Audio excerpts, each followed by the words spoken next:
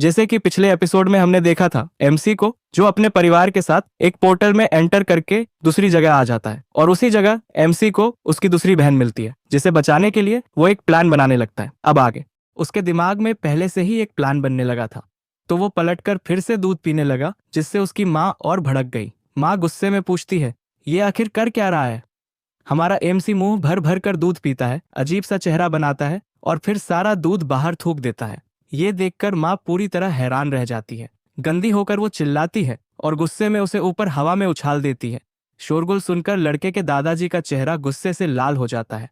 तभी उसकी छोटी बहन फौरन कूदकर एक्शन में आती है। वो अपने भाई को बीच में ही पकड़ लेती है और सुरक्षित जमीन पर उतर आती है। भाई को गोद में संभालकर वो पूछती है, तू ठीक है ना? एमसी उसे अपना मास्टर प्लान बताता है, हंगामा मचाओ ताकि शिकारी बच सके। अचानक उसके पापा उसकी माँ को जोरदार थप्पड़ मारते हैं।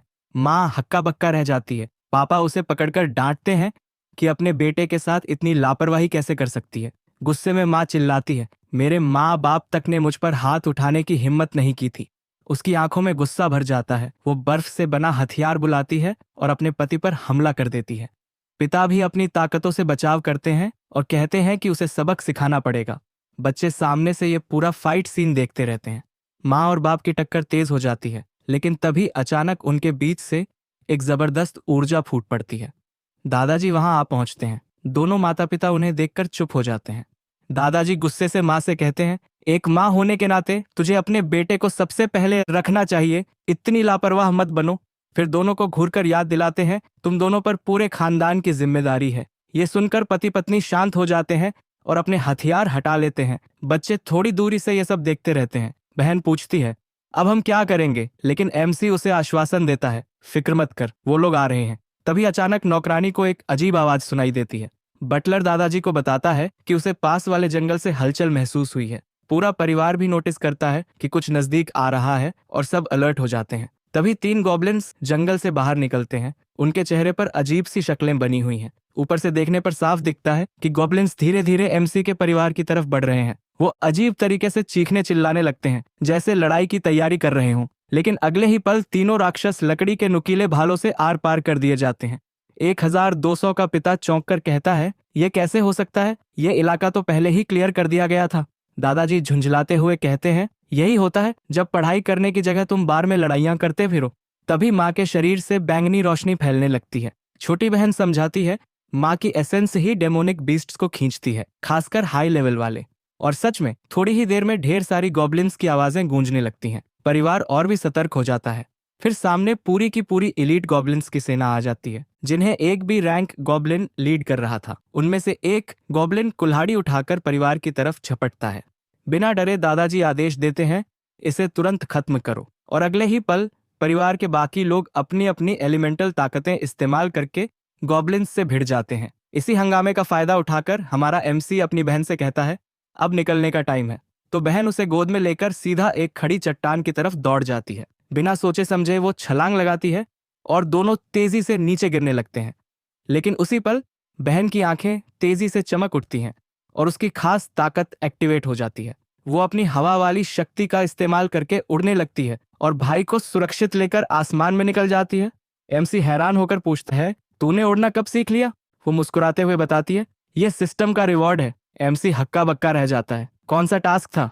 बहन हंसते हुए कहती है, सिस्टम ने बस कहा था कि अपने भाई को नहलाओ। फ्लैशबैक में दिखता है कि जैसे ही उसने ये मिशन पूरा किया, सिस्टम ने उसे रेयर फ्लाइट टेक्निक का इनाम दिया। एमसी गुस्से में सोचता है, इतना बेवकूफी वाला टास्क और इनाम इतना ओपी। इधर उनकी लाल बालों वाली छोटी बहन एक सांप से बहादुरी से लड़ रही होती है। वो अपनी तेज तलवार से उस पर वार करती है, लेकिन तभी एक और विशाल अजगर निकल आता है और बाकी शिकारियों पर हमला कर देता है। वो उनकी ढालें आसानी से तोड़ देता है। एक जोरदार वार से वो एक हंटर को इतनी जोर से उड़ाता है कि उसकी गार्ड पूरी तरह टूट जाती है। जमीन पर एक औरत बुरी तरह घबराकर अपने कप्तान से चिल्लाती है, हम अब और नहीं लड़ सकते। कप्तान गुस्से में सीधे कुईशांग की तरफ बढ़ता है और पूछता है, तू ऐसा हमला क्यों कर रहा है? धोखेबाज एक शैतानी मुस्कान के साथ जवाब देता है, मुझे तो अपने शिकारों की चीखें सुनकर मजा आता है। लीडर दांत भींचते हुए पूछता है, तेरा मास्टर कौन है? गिल्ड का एग्रीमेंट तोड़ना कानून के खिलाफ है। विलेन ठंडी हंसी हंसकर कहता है, कानून तो कमजोरों और आम लोगों के लिए होता है, मेरे लिए इसकी कोई कीमत नहीं। इतना कहकर वो बिजली की रफ्तार से कप्तान की तरफ झपटता है जैसे उसे वार करने वाला हो, लेकिन अचानक वो सीधे एक महिला हंटर पर टूट पड़ता है। उसकी स्पीड इतनी जबरदस्त होती है कि वो कुछ समझ ही नहीं पाती। हार चुकी वो औरत कप्तान की तरफ देखती है और रोते हुए कहती है, कप्तान, मुझे इस निर्दयी आदमी से बचाइए। लेकिन गद्दार बिना जरा भी दया दिखाए उसे पकड़कर सीधे विशाल अजगर के मुंह में फेंक देता है। अजगर निर्दयता से उसे चबा जाता है, सबके सामने, बिना किसी रहम के। पूरा ग्रुप सन्न रह जाता है। कप्तान निराश होकर चिल्लाता है, मिशन फेल हो गया, सब भागो यहां से। लाल बालों वाली लड़की इस खौफनाक नजारे को देखकर डर और सदमे से बिल्कुल जड़ हो जाती है। लेकिन लीडर गुस्से में पागल होकर तलवार उठाता है और दहाड़ता है, मैं इस गद्दार को यहीं खत्म कर दूंगा। वो पूरी ताकत से वार करता है, मगर विलन तेजी से बच निकलता है और तुरंत पलटवार करके कप्तान को सीधा वार कर देता है। कप्तान जख्मी होकर गिर पड़ता है। ये देखकर लड़की चीखती है, तू तो राक्षस है। वो खुद को लड़ाई के लिए तैयार करती है और दुश्मन पर एक चीज फेंक देती है, सिर्फ वक्त खरीदने के लिए। लेकिन विलन बिल्कुल भी नहीं हिलता, बस उसकी शर्ट का एक टुकड़ा फट जाता है। वो हंसते हुए कहता है, अफसोस, तुम लोग यहाँ मुझसे टकरा गए, अब तुम सब यहीं खत्म हो जाओगे। इतना कहकर वो सीधे लड़की पर झपटता है, उसके पंजे चमकते हुए वार करने के लिए तैयार। लड़की कांपती है, उसके चारों तरफ टूटी हुई तलवार के टुकड़े बिखरे होते हैं। लेकिन ठीक आखिरी पल में कप्तान खुद को उसकी ढाल बना देता है और घातक वार अपने ऊपर झेल लेता है। कप्तान की लाश जमीन पर गिरती है, लेकिन गद्दार उसे नजरअंदाज कर आगे बढ़ जाता है। फिर वो कप्तान के शरीर को उठाकर अजगर की तरफ फेंकता है, जो तुरंत उसे निगल जाता है। लड़की भय से पागल होकर चीखती है। उसकी आंखों के सामने अजगर कप्तान को निगल रहा होता है और उसके शरीर से बैंगनी बिजली फूट रही होती है। विलेन उसकी तरफ देखकर कहता है, अफसोस, मैं तुझे अपनी कलेक्शन में जोड़ना चाहता था, तुझे ट्रॉफी की तरह सजाकर रखना चाहता था। खून से सना हाथ उठाकर वो उसका चेहरा पकड़ लेता है। लड़की रोती है, पूरी तरह निराश। अपने आखिरी पलों में वो बुरी तरह चिल्लाती है, भाई बहने, तुम लोग कहाँ हो? अचानक आसमान से एक विशाल बिजली की तलवार उतरती है और एक आवाज गूंजती है, हम आ गए हैं तुझे बचाने। गद्दार पलटकर उस वार को अपने हाथ से रोक लेता है। जबरदस्त धमाका होता है और पीली ऊर्जा चारों तरफ फैल जाती है, मगर विलन उस ताकत को भी झटक देता है। लड़की हैरान होकर ऊपर देखती है और चिल्लाती है, वी! और उसी पल एमसी और उसकी बहन जमीन पर उतरते हैं, लड़ाई के लिए तैयार। लड़की एमसी की पुरानी शक्ल पहचान लेती है और कांपती आवाज में कहती है, भैया। हमारा एमसी अपनी बहन से कहता है कि वो सब कुछ बाद में समझाएगा, लेकिन अभी उनके सामने इससे भी बड़ा खतरा खड़ा है। इसी बीच लाल बालों वाली लड़की बस उसे देख रही है। उसके चेहरे पर साफ लिखा है, ये आखिर हो क्या रहा है। सांप का सामना करते हुए हीरो को एहसास होता है कि उस दैत्य ने अवेकनर्स को खाकर खुद को इवॉल्व कर लिया है। ऐसा तो आज तक कभी दर्ज ही नहीं हुआ। उसी समय खलनायक किसी कैद से छूटता हुआ दिखता है। उसके चारों ओर जबरदस्त पीली ऊर्जा घूम रही होती है। आखिरी जोर लगाकर वो अपनी पूरी ताकत एक साथ छोड़ देता है और पल भर में जो भी उसे रोक रहा था उसे तोड़ देता है। फिर वो तिरछी नजरों से उन्हें देखता है और ताना मारता है, अरे ये तो नौजवान मालिक और उसकी छोटी सी नौकरानी निकली। बस अब तीनों भाई बहन अपने दुश्मन के सामने खड़े हैं, आने वाली लड़ाई के लिए पूरी तरह तैयार। लाल बालों वाली लड़की हैरानी से पूछती है कि उन्हें उसके बारे में कैसे पता चला और उनके साथ वो दूसरी छोटी लड़की क्यों है। लेकिन बुरा आदमी उसकी बात को बिल्कुल नजरअंदाज कर देता है और बस ये सोचने लगता है कि इस नए हालात से कैसे निपटे। एमसी को अब एहसास होता है कि दुश्मन कोई दिमाग खाली गुंडा नहीं, बल्कि काफी चालाक है। वो आदमी अपना असली प्लान बताता है, नौकरानी लड़की को एक दिमागहीन कठपुतली बना देगा और एमसी को अपने बॉस के हवाले कर देगा। फिर हमें उसके पावर का असर दिखता है। उसने कई हंटर्स को बेरहमी से गिरा दिया है। चारों ओर लाल ऊर्जा से बनी हथियारें हवा में तैर रही होती हैं और खुलासा होता है कि दुश्मन के पास मेटल टाइप की ताकत है। वो अपने शरीर में हथियारों को मिला सकता है और उन्हें अपनी मर्जी से चला सकता है। हमारा नायक उनकी ताकतों का विश्लेषण करता है और समझ जाता है कि उनके बीच का फर्क बहुत ही विशाल है। लेकिन तभी उसके दिमाग में एक आइडिया चमकता है और उसकी आंखें चमक उठती हैं। वो अपनी बहनों की तरफ मुड़कर कहता है कि ध्यान से सुनो और उसी के हिसाब से चलो। दूसरी तरफ दुश्मन लड़ाई के लिए तैयार होता है और उसके शरीर से अजीब सी ऊर्जा फैलने लगती है।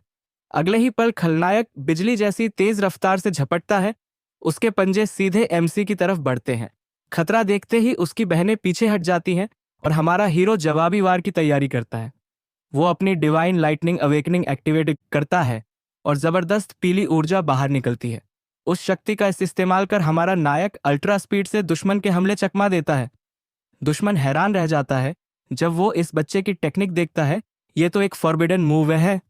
तभी उसकी यादों में एक और लड़ाई ताज़ा हो जाती है जब उसने किसी को हराया था जो यही टेक्निक इस्तेमाल करता था। यादों को जोड़ते ही उसे सच्चाई समझ आ जाती है और वो हंसने लगता है।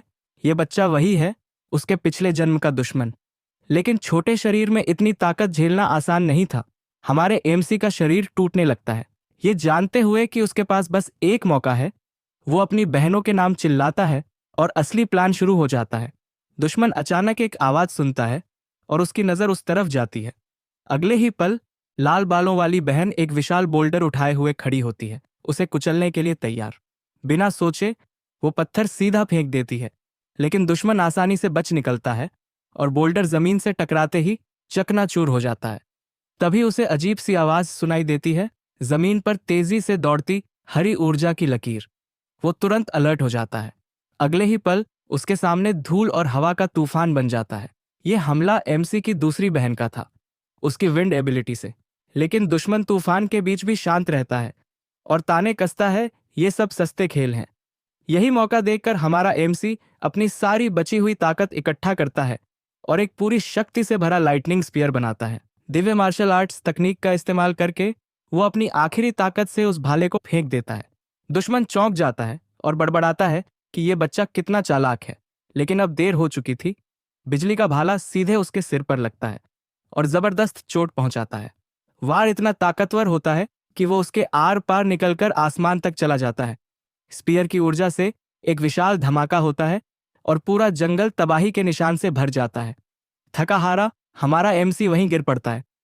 उसकी बहनें तुरंत उसके पास आती हैं और सफेद बालों वाली बहन गुस्से में उसे डांटती है कि इतना लापरवाह हमला कैसे कर सकता है। दोनों बहनें उसके हालात से बेहद परेशान होकर उसकी देखभाल करती हैं। लेकिन दुश्मन, जो घायल होने के बावजूद मुस्कुरा रहा था, कहता है कि इससे फर्क नहीं पड़ता। अब वो नौजवान मालिक की रक्षा करेगा इन दोनों छोटी लड़कियों से। डरावनी हंसी के साथ वो एक तेज धार वाला ब्लेड निकालता है और फिर से पूरी ताकत से उन पर टूट पड़ता है। बिना देर किए वो हाई स्पीड से दोनों लड़कियों की तरफ झपटता है, उन्हें खत्म करने के इरादे से। तभी नौकरानी लड़की चिल्लाकर चेतावनी देती है और लाल बालों वाली बहन के सामने कूद जाती है। अगले ही पल दुश्मन का क्रूर वार सीधा सफेद बालों वाली लड़की को लग जाता है। जबरदस्त ताकत के साथ टक्कर लगते ही वह दूर जा गिरती है और जोर से एक पेड़ से टकराती है। विलन दूसरी लड़की की तरफ देखता है और कहता है कि घबराओ मत, तुम्हारी बारी भी अब आने ही वाली है। वह अपने हाथों को तेज ब्लेड्स में बदल लेता है और अगले बेरहम वार की तैयारी करता है। वह अपने ब्लेड्स से लड़की को नीचे दबा देता है और कहता है कि अब तुम उस प्लान्स के लिए सही बेट बनोगी। लेकिन तभी अचानक पीली बिजली जैसी चमक आती है और उसका वार रोक देती है, लड़की को आखिरी पल में बचाते हुए। इसके बाद दुश्मन का निशाना एमसी पर होता है। वह अपनी डैगर कसकर पकड़ता है और नीचे वार करता है, पूरे इरादे से उसे वहीं खत्म करने के लिए। ब्लेड एमसी की पीठ में धंस जाती है और वह बुरी तरह जख्मी हो जाता है। विलन उसे हवा में फेंक देता है और उसकी लाल बालों वाली बहन बेबस होकर देखती रहती है। तभी बहन बंधनों को तोड़ देती है, अपने घायल भाई को पकड़ लेती है और वहां से भागने लगती है। विलन गुस्से में अपनी मुट्ठी भींचता है और कहता है, इतनी जल्दी मौत से मिलने की क्या जल्दी है। लेकिन एमसी, जो बहन की बाहों में है, जवाब देता है, असल में मौत से मिलने की जल्दी तुम्हें होनी चाहिए। उसकी आंख से खून बह रहा है और यह सुनकर विलेन गुस्से से पागल हो जाता है। अचानक आसमान से आवाज आती है, कमीने, अपने मालिक पर वार करने की हिम्मत कैसे हुई। यह आवाज एमसी के दादा की है, जो अब गुस्से से भरी आंखों से विलेन को घूर रहे हैं। विलेन को समझ आता है कि पहले का चमकदार हमला असल में फैमिली को बुलाने का सिग्नल था। एमसी बस हल्की मुस्कान देता है, मानो यही उसकी प्लानिंग थी। फिर फ्लैशबैक, फैमिली लड़के को ढूंढते हुए वहां पहुंचती है। बटलर कहता है, यंग मास्टर गायब है। पिता गुस्से में कहते हैं, यह लड़का तो अब अपने पैरों पर चलने लगा है। बटलर बताता है कि नौकरानी लड़की भी गायब है। गुस्से में फैमिली हेड अपने आदमियों पर चिल्लाता है, जल्दी ढूंढो उन्हें। तभी उन्हें आसमान में एमसी के अटैक की रोशनी दिखती है और उन्हें पता चल जाता है कि वह कहाँ गया है। दादाजी अपनी बिजली जैसी शक्ति से तेजी से उसी सिग्नल की ओर उड़ते हैं। वहां पहुंचकर वह तुरंत हालात समझ जाते हैं। विलन डर जाता है और सोचता है कि अब उसकी आखिरी उम्मीद है एमसी को पकड़कर बंधक बनाना। वो विलन पूरी स्पीड से भाई बहन की तरफ दौड़ता है ताकि उन्हें पकड़ सके। लेकिन लाल बालों वाली बहन फुर्ती से एक स्टाफ निकालती है और अपने भाई की रक्षा के लिए पलटवार करने को तैयार हो जाती है। वो एक जबरदस्त वार करती है जो विलन को बिल्कुल भी उम्मीद नहीं थी। हमले से वो आदमी हिल जाता है, दमदार झटका, और गुस्से से लड़की की तरफ घूरता है। तभी अचानक हमारे हीरो के पिता वहां आ जाते हैं, बेहद नाराज और विलेन को बकवास करार देते हैं। कहते हैं तू किसी काम का नहीं है। फिर वो खुद ही उस विलेन पर अटैक कर देते हैं। विलेन डर के मारे भागने की कोशिश करता है, ये कहते हुए कि ये सब मेरी गलती नहीं थी, लेकिन उसे रास्ता नहीं मिलता क्योंकि वहां उस इलाके का एक विशालकाय जानवर पहले से घात लगाकर खड़ा होता है। अब उसके पास भागने की कोई जगह नहीं बचती। वो जानवर एक ही बार में उस पर टूट पड़ता है, बिल्कुल भी मौका नहीं देता, और वही उसका अंत हो जाता है। इसके बाद वो सांप जैसा जीव धीरे धीरे इवॉल्व करने लगता है और एक शानदार सुनहरे रूप में बदल जाता है। उधर बटलर भागते हुए बच्चों के पास पहुंचता है और बताता है कि चिंता मत करो, हमारे यंग मास्टर ठीक हैं, चाहे उन्हें चोट लगी हो। दादा लड़की की तारीफ करते हैं और कहते हैं अब ये सांप पूरी तरह तैयार है, इसका दुर्लभ खजाना निकालने का समय आ गया है। तभी उन्हें एक खौफनाक सच्चाई का एहसास होता है। ये सारे रॉयल परिवार आम लोगों को इन राक्षसी जीवों को खिलाने के लिए इस्तेमाल कर रहे हैं ताकि ये और ज्यादा ताकतवर बन सकें।